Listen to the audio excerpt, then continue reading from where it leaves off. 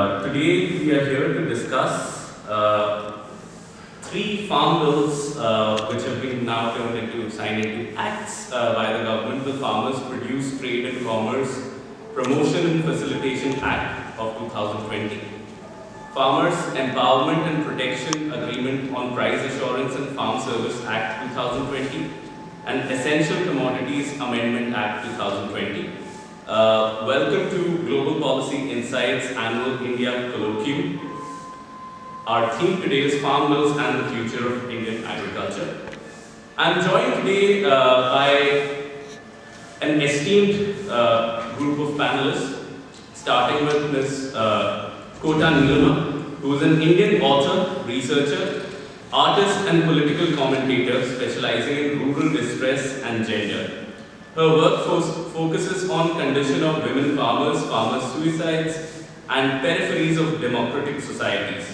She has written for the Economic and Political Weekly, The Wire, HuffPost, and more, and has been named an Exceptional Women of Excellence by the World Economic Forum. Thank you so much, Nilama, for joining us.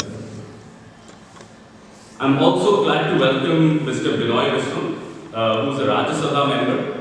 He is the National Secretary of the Communist Party of India and the President of the Kerala Tourism Development Corporation Employees Federation.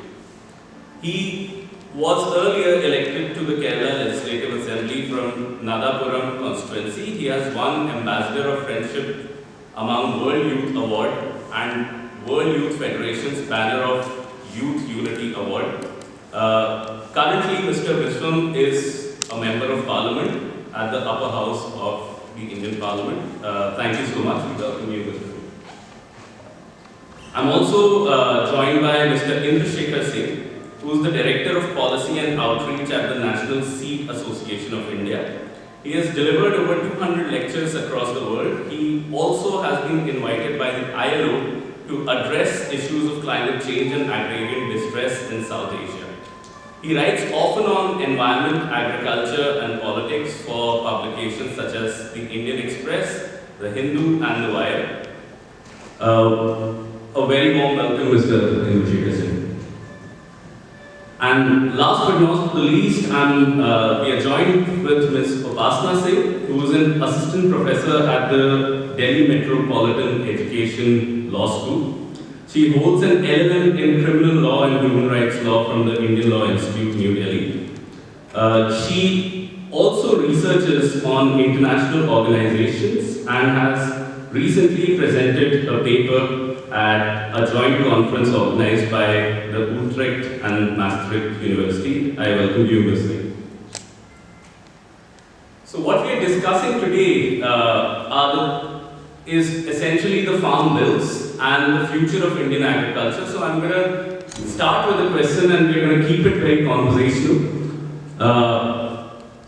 The question is that considering the fact that 60% or more of the Indian population is directly or indirectly dependent on agriculture, and at the same time the contribution of Indian agriculture to the gross domestic product is about 13%, if I'm not wrong. There have been efforts over the years to change this equation and make the agricultural sector a lot more efficient. The question, however, arises that if we were to make the agricultural sector more efficient, do we not need liberalization of the markets for in the agricultural sector? And do we not need reforms as we are seeing right now, wherein the monopoly of the government in certain places, especially the mandis, the APMCs, needs to be broken and the farmers need to have access to different markets, they need to have access to fewer regulations, and they need to have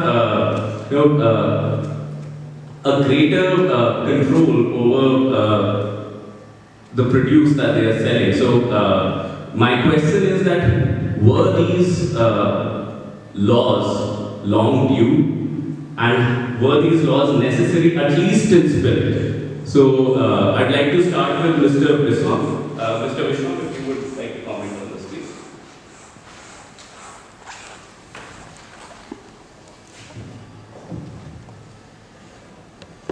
Good morning to all the friends. I just came to this place not to give you any sermons. I came here to share my thoughts with you as part of a process. Listen to you, to learn from you. I think almost everybody, some here, are aware of the challenges posed by these three fields. Not only to the Indian agriculturists or the laborers in that sector, but the whole country. This will cause real threats. The threats are in various shapes. It will ruin the basic nature of the Indian farming, to break the backbone of the Indian farmers,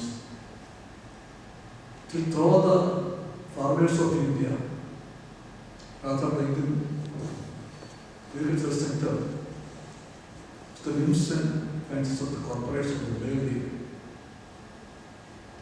And the basic concept of this country and the constitution regarding federalism is thrown to winds. The consent of the states is 100% ignored in the 3 years. And the usual style of the government, they are preaching that this is providing a path for the Indian farmers. They have better prospects. They are offering possibilities for them to bargain with anybody everywhere. You can go to any instance. A farmer from Punjab or from Haryana or from UP can go to Tamil Nadu or Karnataka or Kerala and sell this place to whatever place. Anywhere you can go. No mind is nothing else. And you can bargain with anybody and get your better prices. So they tell the farmers, you please look, you are going to earn more. What the money used to pay you is a paltry fare. And we are going to offer you a better treatment. That's freedom is yours. They even went to the extent to state that this is a freedom day for the Indian farmers. And some of them are even inclined to compare this day of the passing of the bills with 15th of August. Yes? This shows how ugly, may not be a very good word, how ugly the government and its propaganda machinery in creating an entirely different narrative on basic issues. The ultimate truth is that they are offering this opportunity to make bargains and get better prices to whom? 86% of the Indian farmers are holding only up to 5 acres or 2 hectares. This is the basic truth to be taken note of. These 5 acres of land owners, the farmers of India, 86%, they can go and bargain with whom? Adani, with Ambani, with Walmart, with Cargill, with Monsanto. That is the difference. The poor person from the villages of UP can bargain with them and they can get the better prices. only story that they are preaching. A story which has no meaning at all. Spreading only illusions. That's the basic thing. So, Mr. Mishra, just a question that, do you think that if you leave the agricultural sector to the free market, then it is inevitably going to end up in the hands of the few Ambanis or Adanis and a few monopolists?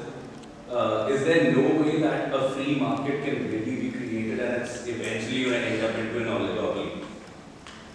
Now, you just tell me one instance that the free markets help the people. Not only for India, you go to any part of the world. And so many places there, the dictates of the laws, of the philosophy, of the principles of the free markets kept the masses covered.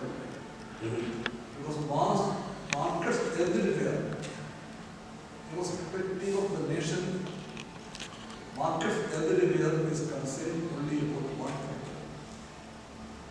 The goal of the market is profits. And profits alone.